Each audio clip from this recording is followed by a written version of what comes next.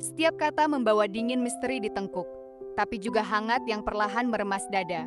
Seolah kamu yang sedang berdiri di sana, mencium setiap aroma, merasakan setiap kehadiran yang tidak kasat mata. Kami berdua saja, selama 32 tahun. Tidak ada anak, tapi rumah kami tidak pernah sepi. Dia yang mengurus segalanya. Kemeja yang selalu disetrika rapi di atas tempat tidur, obat yang diletakkan tepat di samping gelas air setiap pagi, dan dia yang selalu menepuk bahu saya sebelum saya melangkah keluar pintu, sambil berkata dengan senyum yang selalu sama, "Dompetnya, Rahman, jangan lupa lagi." Suatu malam, saat dia sedang menjahit kancing baju saya yang lepas, jarumnya berhenti sejenak. Dia menatap saya dengan mata yang lembut, tapi ada sesuatu yang berat di baliknya. "Kalau aku sudah nggak ada, kamu harus bisa jaga diri ya." Saya hanya tertawa, membalasnya dengan santai. "Jangan ngomong begitu." Saya tidak tahu. Itu adalah pesan perpisahan yang diam-diam dia siapkan. Beberapa bulan kemudian, dia pergi. Sakit yang berjalan begitu cepat. Sampai saya sempat tidak percaya bahwa tubuh hangat yang selalu saya peluk itu kini sudah dingin. Sebelum napas terakhirnya keluar, dia memegang tangan saya erat-erat. Sampai kuku-kukunya memutih menekan kulit saya. "Kuburkan aku di kampung halaman di Jawa. Aku mau pulang." Saya berjanji. Ambulans berjalan perlahan membawa jenazahnya menuju bandara. Dada saya terasa kosong, seperti separuh jiwa saya ikut terbaring di dalam peti kayu itu. Saya tidak berpikir apa-apa. Mata saya terbuka, tapi saya tidak melihat apa-apa. Kaki saya melangkah, tapi saya tidak tahu kemana saya berjalan. Sampai di area kargo bandara, saya turun dari mobil. Berjalan beberapa langkah sendirian, pikiran melayang entah kemana. Tiba-tiba, suara petugas memecah kesunyian dari belakang saya, keras dan jelas. "Pak, tasnya ketinggalan." Saya menoleh. Tas hitam saya masih tergeletak di kursi ambulans. Di dalamnya ada dompet, tiket pesawat, seluruh dokumen pemakaman, semuanya. Jika tertinggal, semuanya bisa berantakan. Saya mengambil tas itu. Jari saya menyentuh talinya yang dingin. Dan tiba-tiba, dada yang tadi terasa sesak tak tertahankan, entah kenapa menjadi sedikit lebih lega. Seolah ada tangan halus yang baru saja mengusap punggung saya perlahan. Aneh, gumam saya dalam hati. Biasanya Sari yang selalu ingetin hal begini. Di ruang tunggu, saya duduk sendirian di bangku paling depan. Orang lalu lalang, suara tawa dan obrolan terdengar samar. Tapi bagi saya, semuanya seperti jauh di balik kaca tebal.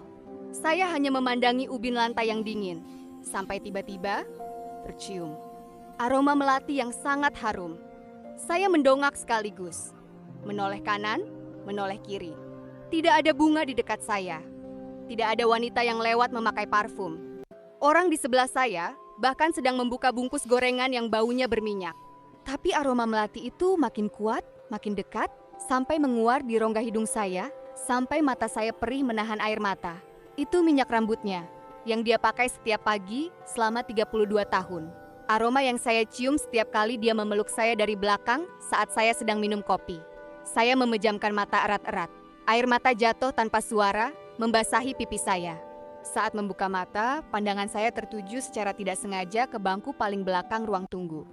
Seorang wanita duduk tenang di sana, memakai kerudung warna krem, postur tubuhnya, cara dia menyandarkan punggungnya, cara dia melipat tangan di pangkuan dengan tenang, persis Sari. Jantung saya berdebar sampai terdengar jelas di telinga saya. Saya berdiri pelan-pelan, takut gerakan sedikit saja membuatnya hilang seperti asap. Kaki saya mau melangkah menghampiri. 1 langkah, 2 langkah. Tiba-tiba suara panggilan boarding menggema keras dari pengeras suara, memecah konsentrasi saya sedetik. Saya menoleh sebentar ke arah pintu keberangkatan. Hanya sedetik. Saat saya melihat kembali ke bangku paling belakang itu, kosong. Tidak ada orang. Tidak ada kerudung krem. Hanya ada bayangan kursi kosong, seolah tidak pernah ada siapa-siapa yang duduk di sana sejak awal. Di dalam pesawat, saya duduk di dekat jendela. Tidak mau bicara. Tidak mau makan. Tenggorokan saya kering seperti tertutup kapas. Saya hanya memandangi awan putih yang bergulung di luar. Berpikir apakah dia sedang terbang di antara awan-awan itu, ikut menemani perjalanan saya. Tak lama kemudian, sepasang sepatu hak berhenti tepat di samping kursi saya. Seorang pramugari tersenyum lembut, membawa nampan berisi makanan hangat yang uapnya masih mengepul. Maaf Pak, ini untuk Bapak. Saya menggeleng pelan. Suara saya parau. Saya tidak pesan, Bu. Pramugari itu sedikit mengernyit, lalu tersenyum bingung. Dan apa yang dia katakan selanjutnya membuat darah saya rasanya berhenti mengalir seketika di seluruh tubuh. Tapi tadi ada ibu yang duduk di belakang bilang suaminya belum makan sejak pagi. Saya menatap matanya dalam-dalam. Suara saya hampir tidak keluar. Ibu? Iya, Pak. Beliau memakai kerudung warna krem. Baik sekali orangnya, minta saya antar segera sebelum dingin. Saya menoleh perlahan ke kursi tepat di belakang saya. Leher saya terasa kaku, kosong. Hanya ada selimut yang terlipat rapi di atasnya.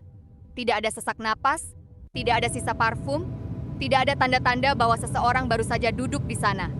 Sesampainya di Jawa, saya berjalan keluar pesawat dengan langkah berat. Belum sampai 5 langkah menjauh dari tangga, seorang penumpang laki-laki memanggil saya dari belakang. Sambil melambaikan ponsel saya di udara.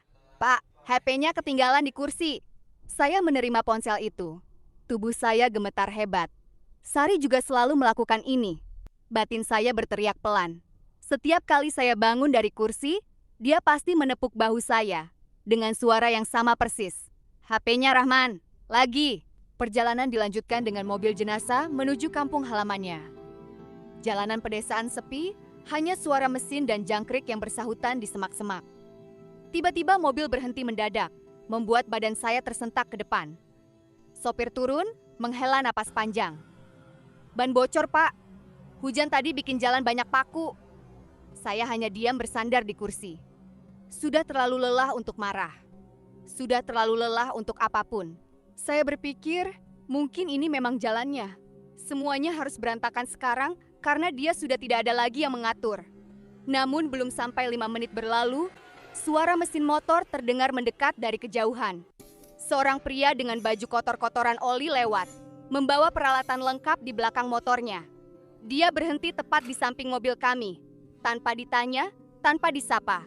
Turun, langsung berjongkok mengganti ban dengan cepat dan rapi, seolah dia sudah tahu persis apa yang harus dia lakukan di sini.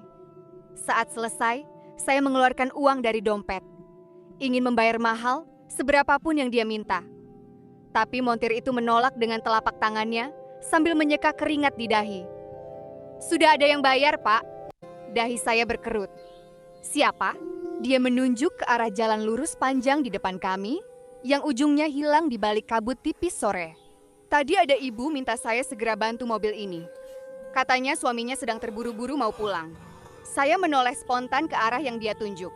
Jalanan itu panjang, lurus, dan sama sekali kosong. Tidak ada orang berjalan, tidak ada motor lewat. Hanya pohon-pohon kelapa yang bergoyang ditiup angin, membisikkan sesuatu yang tidak bisa saya tangkap. Saya mau bertanya lagi. Mulut saya terbuka. Tapi saat menoleh kembali ke arah montir itu, dia sudah naik motornya dan pergi menjauh dengan cepat, sampai hilang di tikungan jalan tanpa suara. Malam sebelum pemakaman, saya tertidur di kursi kayu tepat di samping peti jenazah. Lilin-lilin kecil menyala redup di sekelilingnya, menciptakan bayang-bayang yang bergerak pelan di dinding. Lalu saya bermimpi. Sari datang, memakai baju putih bersih yang dulu sering dia pakai ke pengajian setiap Jumat. Senyumnya sama persis seperti dulu. Satu lesung pipi di sebelah kanan yang selalu saya cium setiap pagi. Dia mendekat ke arah saya, lalu mengusap kepala saya pelan dengan telapak tangannya yang dingin. Persis seperti yang dia lakukan setiap kali saya sedang sedih atau gagal melakukan sesuatu. Aku cuma mau memastikan kamu pulang dengan selamat, katanya lembut. Suaranya seperti angin malam yang masuk lewat celah jendela. Lain kali, jangan sering lupa barang ya. Aku nggak selamanya bisa ingetin terus, sampai kapanpun. Saya menangis dalam mimpi. Ingin memeluknya erat-erat, tidak mau melepaskan lagi. Tapi tangan saya hanya melewati udara kosong, dingin, yang membuat bulu kuduk saya berdiri. Saat terbangun, mata saya masih basah. Cahaya fajar kelabu mulai masuk lewat celah jendela kayu. Lalu pandangan saya tertuju secara tidak sengaja ke meja kecil di sudut ruangan. Terletak di sana, dengan sangat rapi, kacamata baca saya, yang sudah saya cari kemana-mana sejak sore kemarin. Saya sudah balik lemari, balik kasur, tanya semua orang yang ada di rumah. Tidak ada yang tahu di mana. Tidak ada yang mengaku memindahkannya. Dan sekarang, benda itu ada di sana.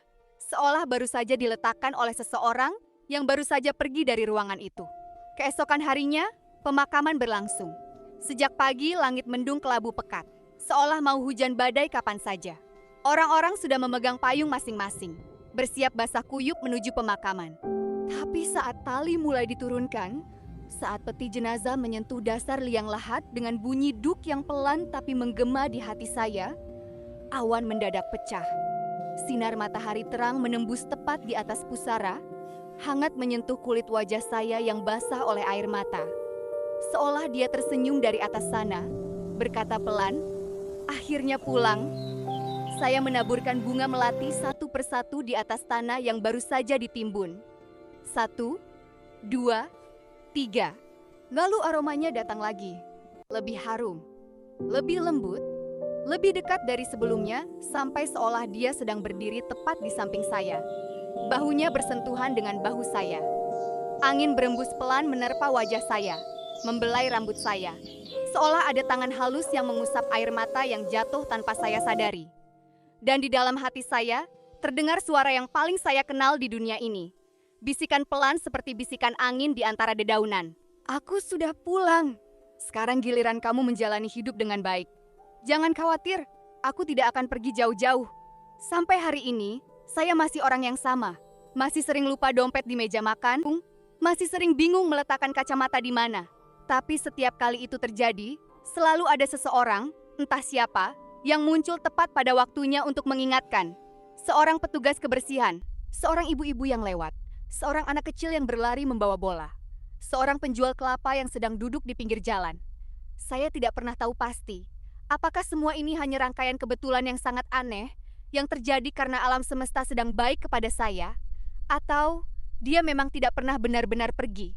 Dia hanya berubah menjadi angin, menjadi aroma melati, menjadi orang asing yang lewat tanpa nama, untuk tetap menjaga orang yang dia cintai dari balik tabir yang tidak bisa kita lihat dengan mata telanjang. Yang saya tahu, setiap malam ketika saya merasa sangat sendirian, ketika rumah terasa terlalu sepi tanpa tawanya, saya memejamkan mata dan menarik napas dalam-dalam. Dan selalu, aroma melati itu pelan-pelan datang menemani. Tidak pernah hilang. Tidak pernah benar-benar pergi. Biarlah semua itu tetap menjadi misteri. Cerita yang baru saja Anda dengarkan merupakan kisah nyata yang dialami oleh seseorang. Namun, demi menjaga privasi dan menghormati keluarga yang bersangkutan, nama asli, lokasi, serta beberapa detail dalam cerita sengaja tidak disebutkan dan telah disamarkan.